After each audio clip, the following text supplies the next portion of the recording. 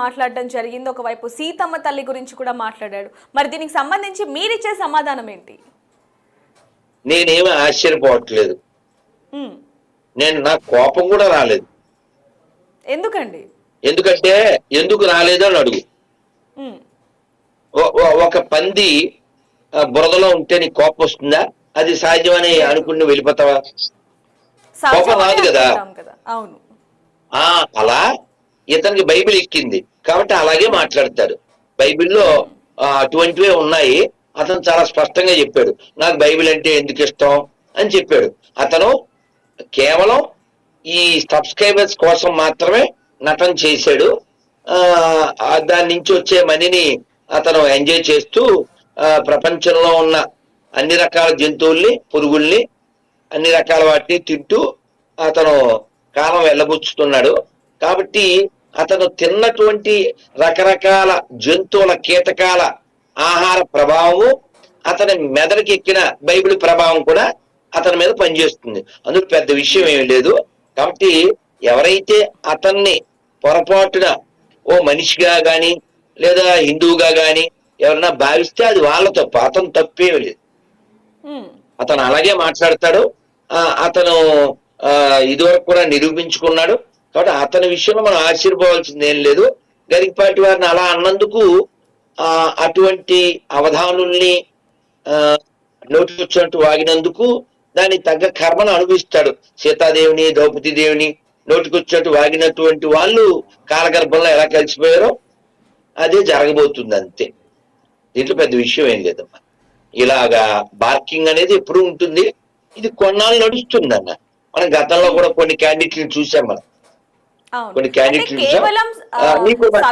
ఒక్క నిమిషం నాన్న, దేవి ఒక్క నిమిషం నాన్న, నేను ఈ పూజ చేశాక నువ్వు కంటిన్యూ చేస్తున్నాను. ఏమిటంటే రాముడు లక్ష్మణుడు పంపిస్తాడు. సుగ్రీవుడు ఏమీ రిప్లై లేదు.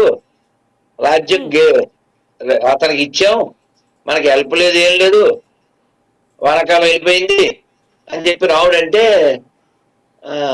లక్ష్మణుడు వెళ్తాడు. వెళ్ళే ముందు చెప్తాడు, సుగ్రీవుడికి చెప్పు వాళ్ళ అన్నయ్య వాలి వెళ్ళిన మార్గం ఇంకా మూసుకుపోలేదని చెప్పు అంటాడు. వాలి వెళ్ళిన మార్గం మూసుకుపోలేదంటే అర్థం ఏంటమ్మా? వాళ్ళే వేసేసాడు కదా రాముడు. అవును. సుగ్రీవుని కూడా వేసేస్తాను, వేయగలను అని చెప్పడం ఒక హెచ్చరిక.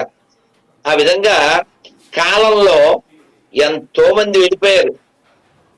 పక్కడ్డి పట్టుకుని ఒకటి వెళ్ళిపోయాడు, రాముణ్ణి తిట్టి ఒకటి వెళ్ళిపోయాడు, సీతాదేవిని అని ఒకటి వెళ్ళిపోయాడు. కాలంలో వెళ్ళిపోతారు, కానీ ఇది కొన్నాళ్ళు నడుస్తుంది అన్న. దురదృష్టకర విషయం ఏంటంటే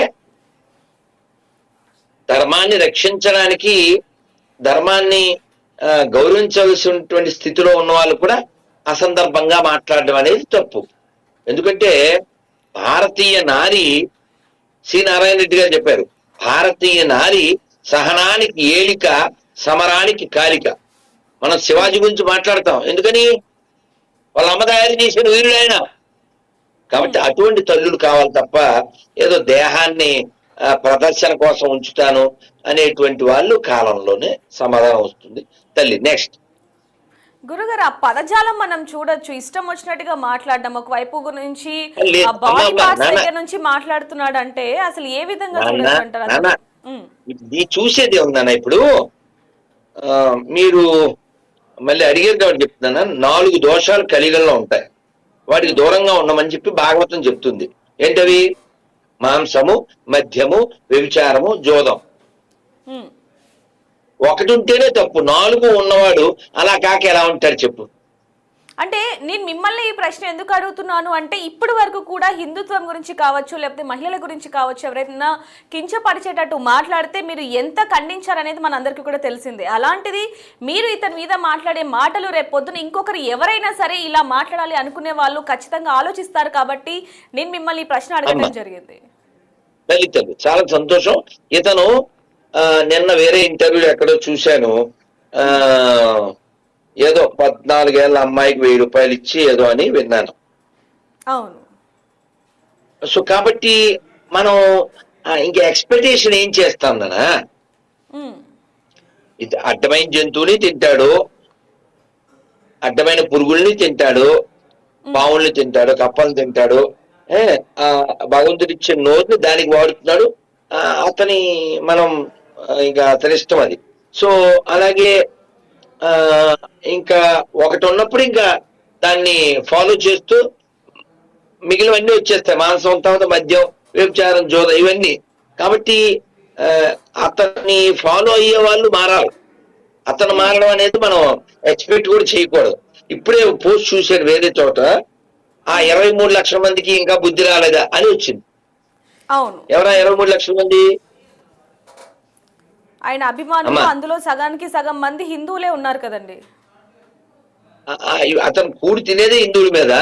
విషయం ఏంటంటే అతను తెలుగులో రీల్స్ చేస్తాడు, అవును, తెలుగులో వీడియోలు పెడతాడు.